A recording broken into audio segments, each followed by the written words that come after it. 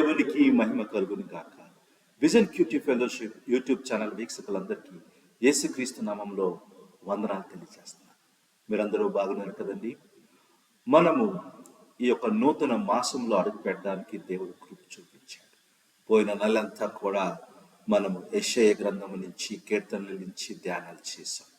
నేడు మన ధ్యానం కోసం ఏర్పాటు చేసుకున్న వాక్య భాగం ఏమనగా యెషయా 13వ అధ్యాయం 1 నుంచి 22 వచనాలు. దయచేసి మీ దగ్గర బైబిల్ ఉంటే తెరవండి, కలిసి మొదటి 2 వచనాలు చదువుకొని మన ధ్యానంలోకి వెళ్దాం.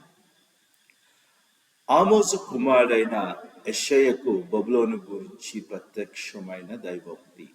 జనులు ప్రధానుల ద్వారములో ప్రవేశించుటకు చెట్టు లేని కొండ మీద ధ్వజము నిలువబెట్టుడి, ఎలుగెత్తి వారిని పిలువుడి, సంజయించేడి.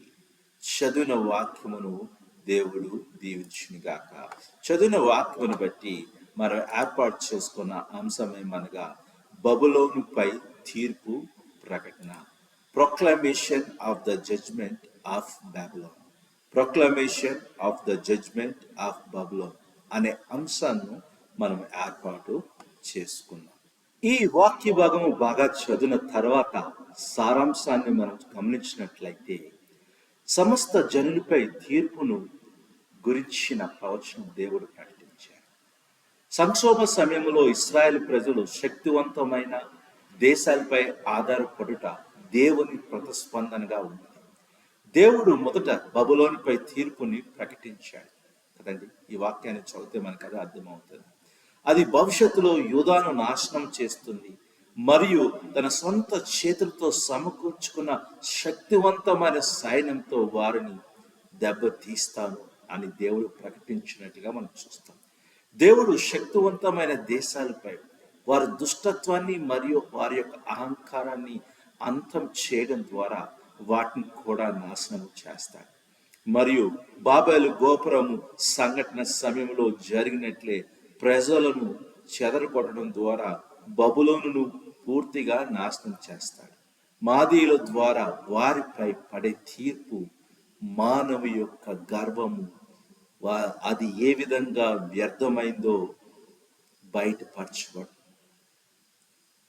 ఇక్కడ మనము ఇవన్నీ కూడా సారాంశంగా చూడగలుగుతాం. ఈ వాక్య భాగము మనం లోతుగా ధ్యానం చేసినప్పుడు మన దేవుని గురించిన గొప్ప గుణలక్షణాలు తెలుసుకోవడానికి వీలు కలుగుతుంది. దేవుని గురించి ఎంత లోతుగా మనం అర్థం చేసుకుంటే అంత లోతైన విశ్వాసం కలిగి ఉండడానికి వీలు కలుగుతుంది. 11 నుంచి 18 వచనాలు. దేవుడు ఈ యొక్క లోకపు బబులోను దుష్టత్వాన్ని మరియు అహంకారాన్ని తీర్పు తీర్చాడు కదండి. అదే చూసాం మనం చరిత్రలో చూస్తే బబులోను నాశనం చేయబడింది పర్షియా ద్వారా.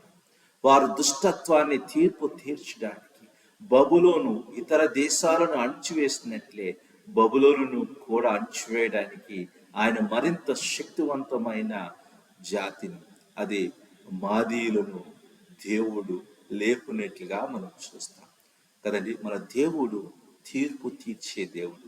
ఎవరైతే అన్యాయంగా ఉంటారో, ఎవరైతే దేవునికి విరుద్ధంగా వారు కార్యాలు ఉంటాయో అలాంటి వారిని విడిచిపెట్టే దేవుడు కాదు. అలాంటి వారిని తప్పగా దేవుడు తీర్పు తీరుస్తాడు. దేవుని బిడ్డలమైన మనము, సేవకులమైన మనం కూడా మన యొక్క క్రియలను బట్టి చాలా జాగ్రత్తగా ఉండాలి. మనం అనుకోవచ్చు కృపాయుగంలో ఉన్నాం కనుక మనం తీర్పు మనకు ఉండదులే అనుకోవచ్చు. కానీ మనము బైబిల్ క్లియర్గా చెప్తుంది కదండి, మనం ఏమి విత్తుతామో అది కోస్తాము. మన యొక్క ప్రతి క్రియ బట్టి దేవుడికి లెక్క చెప్పుకోవాలి. అధికారాన్ని ఆరాధించి న్యాయానికి మరియు నీతికి వెన్ను చూపే సమాజాలు తాము ఆరాధించే విగ్రహం చేతనే నాశనం చేయబడతాయి కదండి. అందుకే మనము లోక శక్తిపై ఆధారపడకుండా దేవుని న్యాయాన్ని మరియు నీతిని వెతకాలి. దేవుని బిడ్డలుగా ఆయన నీతిని, న్యాయాన్ని వెతుకుతున్నామా? ఆలోచించేద్దాం. ఈ వాక్య భాగాన్ని ఇంకా మనం లోతుగా ధ్యానం చేసినప్పుడు దేవుడు మనకు నేర్పే పాఠాన్ని గ్రహించడానికి వీలు కలుగుతుంది. 19 నుంచి 22 వచనాలు.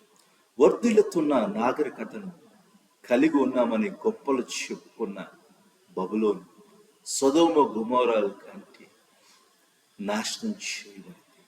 వారి వైభవం 100 సంవత్సరాల కంటే ఎక్కువ కాలం నిలవలేదు. ప్రియమైన వాళ్ళ, అందుకే మనము గర్వపడితే నాశనానికి దారితీస్తుంది. బబులోను చరిత్ర అంతమైపోయింది. వారి వైభవము 100 సంవత్సరాల కంటే ఎక్కువ నిలవలేదండి కదండి. ఆకాశాన్ని తాకేలా కట్టుబడిన బాబేలు గోపురం మరియు ఎత్తైన నగర ప్రాకారాలు, ద్వారాలు ఉన్నాయని గొప్పలు చెప్పుకున్న బబులోను చరిత్ర నుండి తుడిచివేయబడింది కదండి. మనకున్న వాటిని బట్టి మనని ఎవరు ఏం చేయలేరని గొప్పలు చెప్పుకున్న వారు ఎవరు కూడా చరిత్రలో లేరు కదండి. వాక్యం అదే గుర్తు చేస్తుంది మనకి. మనం కూడా మనకున్న వాటిని బట్టి మనల్ని ఎవరు ఏం చేయలేరని అనుకొని మన ఇష్టానుసారంగా జీవిస్తే ఇది దేవుడు మనకు గుర్తు చేస్తున్న ఒక గొప్ప సత్యం. మనము ఆయన నీతిని వెతకకుండా, మనం ఆయన మీద ఆధారపడకుండా మన ఇష్టానుసారంగా జీవిస్తే దేవుడు తప్పక తీర్పు తీరుస్తాడు. దేవుని బిడ్డలమైన మనం ఇంకా కఠినమైన తీర్పు కలిగి ఉంటామని ఈ బబులోను తీర్పు మనకి గుర్తు చేస్తుంది కదండి. ఈ విధంగా లోక సంబంధమైన వైభవం వ్యర్థమైంది. నశించిపోయే లోక సంబంధమైన వైభవం మనం వెతకకుండా పరలోకంలో ఉన్న నిత్య నగర కదండి, నిత్య జీవము, అక్కడ మనకు దేవుడు ఇవ్వబోయే ఐశ్వర్యం గురించి మనం నిరీక్షణ కలిగి ఉండాలని దేవుని వాక్యం గుర్తు చేసింది కనుక ఈరోజు ఆలోచన చేద్దాం, పరిశీలన చేసుకుందాం, ప్రార్థన చేసుకుందామని. ప్రభువా, మీ నామానికి ఎంత వందనాలు తండ్రి. ధ్యానం చేసిన వాక్యం బట్టి వందనాలు. అవునైనా నువ్వు నీతిమంతుడు, నువ్వు తీర్పు తీరుస్తావు. నీ నీతిని వెతికేవారిగా మనం తయారు చేయమని యేసుక్రీస్తు నామములో ప్రార్థన పెట్టుకుంటున్నాం తండ్రి, ఆమేన్. ప్రియమైన వాళ్ళారా, ఇప్పటి వరకు దేవుని వాక్యమును ఓపికగా విన్నారు. దాన్ని బట్టి మీ అందరికీ వందనాలు.